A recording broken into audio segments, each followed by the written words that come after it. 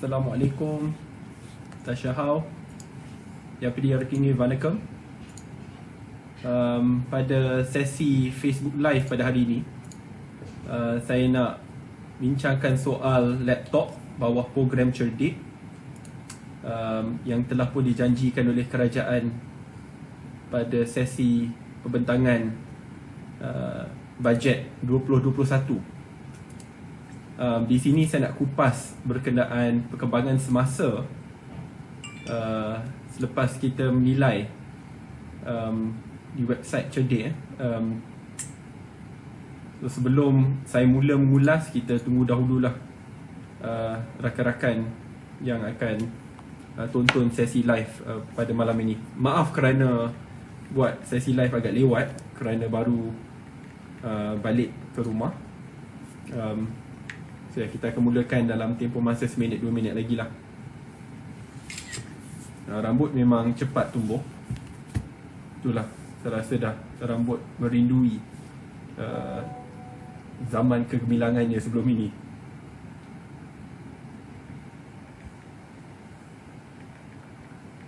Terima kasih kerana sudi bersama. Saya tahu sekarang dah nak pukul 11. So ya, kalau boleh saya mula dahululah. Assalamualaikum warahmatullahi wabarakatuh. Salam sejahtera. Tashahau ya PDRT Vanakkam. Saya ada isu yang begitu dekat dengan hati saya, iaitu laptop. Saya mulakan dengan isu laptop ini kerana pada era COVID, jurang digital semakin merunsingkan. Kalau kita lihat, sistem pendidikan sekarang telah pun pergi ke atas talian, online education. Tetapi sambil ada desakan untuk sistem pendidikan pergi ke atas talian, malangnya banyak anak-anak kita tidak ada laptop, tablet, smartphone supaya mereka dapat melanggan kelas di atas talian ini. Kalau kita lihat laporan yang dikeluarkan oleh Kementerian sendiri Pendidikan, ada dalam 37% anak-anak, murid-murid yang tidak ada akses langsung kepada laptop ataupun tablet ataupun smartphone. Dengan itu tercicir kerana tidak ada akses kepada kelas-kelas yang akan dilakukan atas talian. Dan situasi ini lebih teruk kalau kita lihat di Sabah. Sabah, negeri yang begitu kaya dengan natural resources sumber aslinya, tetapi malangnya lebih 50% anak murid di Sabah tidak ada laptop, tablet, smartphone, dan akhirnya ketinggalan jauh ke belakang daripada segi pendidikan, khususnya pada era COVID. Dan masalah ini masalah yang sangat besar.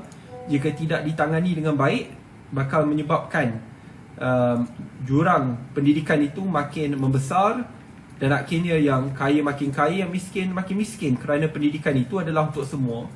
Dan pendidikan adalah jalan terbaik untuk membebaskan sebuah keluarga itu dari perangkap kemiskinan.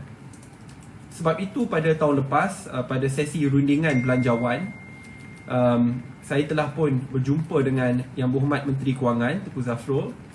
Dan dalam perjumpaan tersebut, saya telah pun memohon, mendesak dan merayu supaya Yang Berhormat Menteri Kewangan mempertimbangkan cadangan untuk memberikan laptop percuma kepada anak-anak murid kita.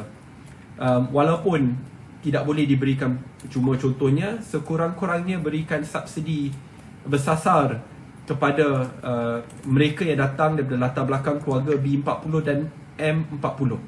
Saya rasa perkara ini wajar kerana sambil kita berdepan dengan COVID, pelaburan dalam pendidikan itu sangat penting supaya mereka dapat menyiapkan diri mereka untuk masa hadapan and to become a productive worker for Malaysians overall.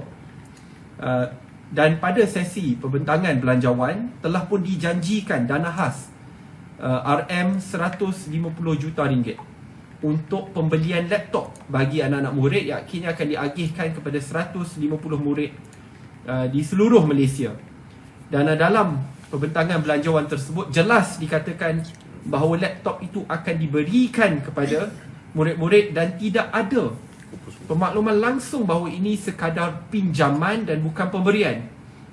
Sebab itu apa yang dilaporkan pada hari ini agak menyedihkan, kerana pada hari ini kita dikejutkan dengan berita baru di mana laptop ini tidak akan diberikan kepada anak-anak kita, tetapi hanya akan dipinjamkan, dan sama sahaja dengan skim pinjaman buku teks.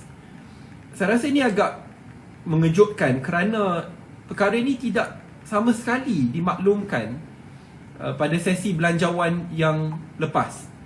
Tetapi sekarang ditukar terus.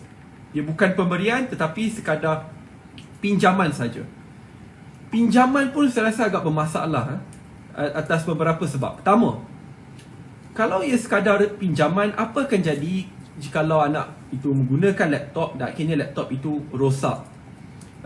Dan kita tahu kebanyakan yang menggunakan laptop ini yang akan dapat laptop ini datang berkeluarga yang susah. Mereka akan gunakan bukan sejam, 2 jam sehari. Kadang-kadang jangka masa penggunaan itu jauh lebih panjang. Adik-beradik pun akan pinjam ingin menggunakan laptop tersebut. Nak bagi keluarga susah, kadang-kadang keluarganya besar, 6-7 adik-beradik, terpaksa pinjam-meminjam supaya akhirnya mereka dapat melanggan kelas atas talian. Takkanlah kita ingin menghukum mereka yang datang berkeluarga yang susah, luar bandar, dan akhirnya perlu ada kos yang lebih tinggi untuk menggunakan laptop ini. Itu pertama. Kedua, selalunya bila kita berikan laptop kepada sebuah keluarga tersebut, pemberian itu sangat penting dan bermakna, kerana selepas contoh abangnya memanfaatkan penggunaan laptop ini, selepas tu abangnya akan memberikan laptop tersebut untuk digunakan oleh adiknya untuk tujuan pendidikan, dan adiknya akan diberikan kepada adik seterusnya, dan perkara itu akhirnya dapat dimanfaatkan oleh satu keluarga. Dan yang ketiga, kita tak boleh samakan laptop dengan buku teks.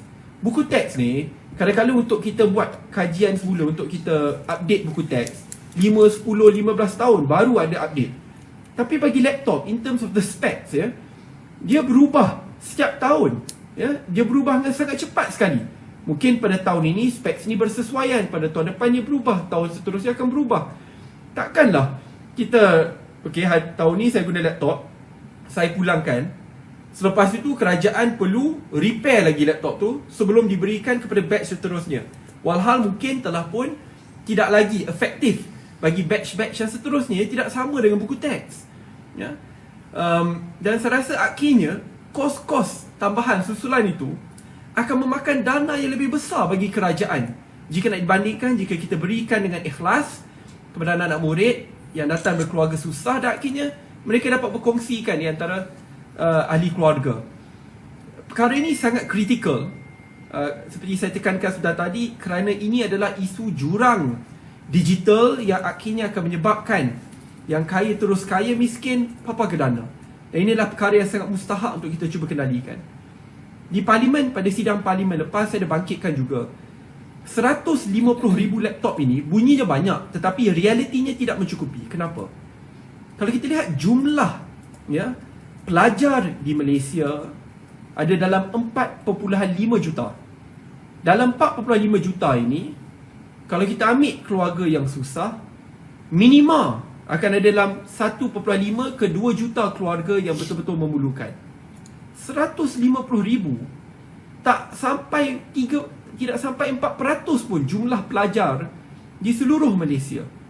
Persoalannya bagaimana kita ingin membela dan membantu pelajar-pelajar lain supaya akhirnya mereka dapat pendidikan yang sewajarnya, khususnya apabila kelas-kelas kini telah pun dibuat melalui atas talian. Sebab itu saya rasa perkara ini adalah perkara yang sangat penting, yang perlu dipertimbangkan oleh kerajaan, kerana perkara ini telah pun dijanjikan pada belanjawan yang lepas, diumumkan di dalam parlimen, semua ahli parlimen saksi. Tetapi pada hari ini kita dikejutkan dengan berita yang berlainan pula. Ini berkenaan pendidikan anak-anak kita, dan kita bertanggungjawab untuk membela masa depannya, kerana jika kita tidak menjaga masa depannya, akhirnya masa depan negara jugalah yang akan pudar. Yang lebih sedih, ini masa musim COVID. Saya ingat pada tahun 2012-2013 tidak ada COVID pun, ada perbelanjaan 450 juta ringgit untuk membeli netbook. Itu bukan musim COVID. Sekarang ni musim COVID, sepatutnya perbelanjaannya jauh lebih tinggi, tetapi malangnya perbelanjaannya teramat rendah. Sebab itu saya merayu, saya memohon, mendesak kepada kerajaan untuk menimbangkan semula keputusan barunya yang berubah-ubah.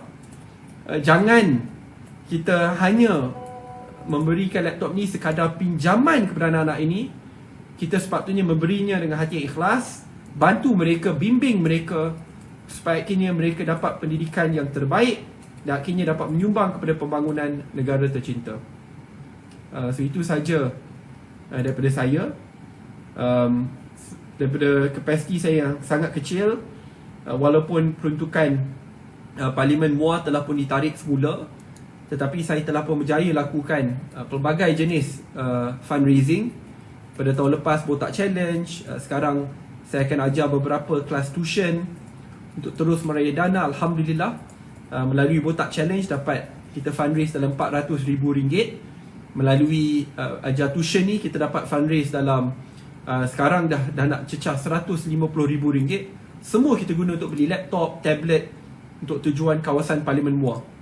Mesej saya, kalau saya sebagai ahli parlimen yang kecil, ahli parlimen pembangkang, tidak ada peruntukan, boleh memberikan dalam 500 laptop, tablet kepada anak-anak di MUA, kenapa kerajaan persekutuan negeri yang ada dana berbilion ringgit tidak dapat memanfaatkan dana tersebut untuk memberikan laptop, tablet dan smartphone kepada keluarga-keluarga yang susah, yang miskin, supaya akhirnya mereka mendapat pendidikan yang berkualiti.